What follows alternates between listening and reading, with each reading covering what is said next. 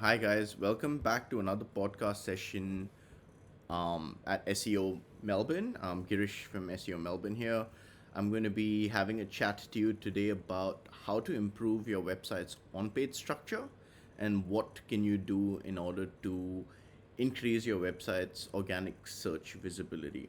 Now, I'm taking a look at a website. So, in the previous podcasts, we have interviewed clients and we've spoken about the different factors and areas that influence SEO. And this podcast is going to be a bit different as we're going to analyze a website, not a client's website, but just a website in the plumbing in this case the plumbing and gas space, and we're going to talk about how we could better improve the on-page structure and what ideally users would like to see when they land on a on the landing page and other specific product category pages. Let's take a look at this website, Melbourne Plumbing and Gas. As you can see, um, the website has a pretty simple navigation. You've got a list of your plumbing and gas services, which have been further categorized as commercial and domestic. Now, when you scroll through the website, you could see that the categorization has been, defined as domestic and commercial. But when you scroll down, there's no call to action directly on the main banner section of the landing page. I would definitely recommend having a call to action. And then when you scroll down, again, you've got a list of domestic and commercial mentioned again, and when you scroll down, you've got some icons mentioned. Now, typically, we it's important to have a content strategy with your SEO simply because content helps you rank a lot better. It improves, you know, the number of pages that exist on your website. It improves the number of keywords that you could target on your website, and it also provides, a pretty it provides use to the end consumer that's landing on your website. So it's very important to understand that content is should be considered as a part of your SEO strategy. Now, the way I would look at this website is when I take a look at the code, the first thing I could take a look at and see is your header one tag. As you can see on this website, no header one tag has been defined. And as you can see, if I take a look at the title, I can see that they want to optimize their website for Plumber Melbourne, which is a very high volume, high competitive keyword. And I can see that they've got some a keyword mentioned for 24/7 plumber.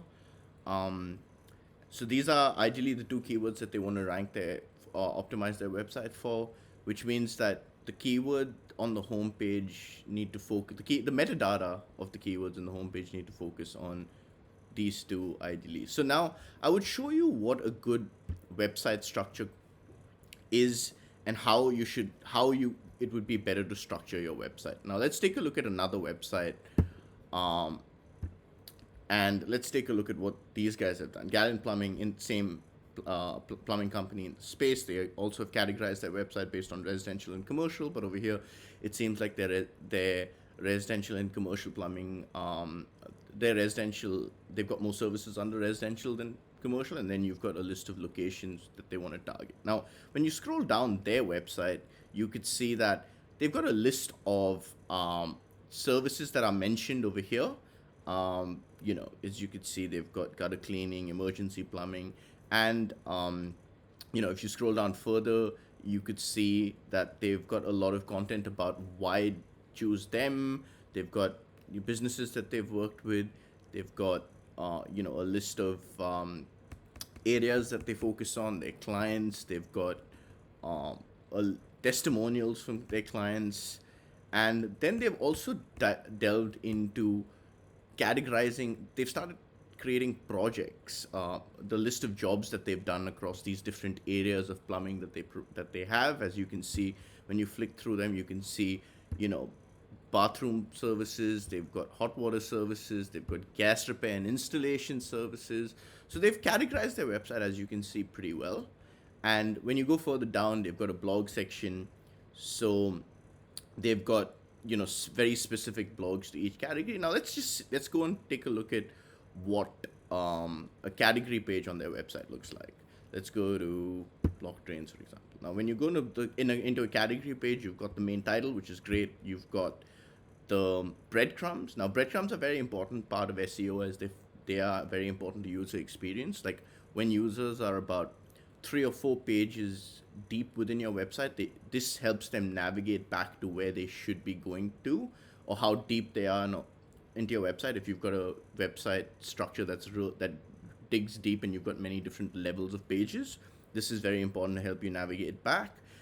As you can see, they've got their call to action straight away, which is great. And when you scroll down, they've got a list of jobs that they've done. As you can see, blockchain projects in Melbourne, and they've listed some of their recent projects that they've done. And when you scroll down, you've got some information about blockchain. As you can see, they've added videos. It's great to add videos, as improves dwell time on your website, which is, as we all know, can be quite useful when it comes to SEO.